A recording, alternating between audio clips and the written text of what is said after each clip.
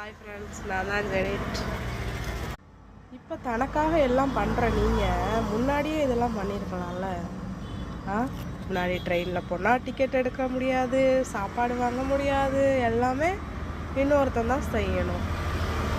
அவனை சக்கையாக புழிஞ்சி கரும்பு சக்கை மாதிரி ஆக்கி டென்ஷன்லையே போயிட்டான்.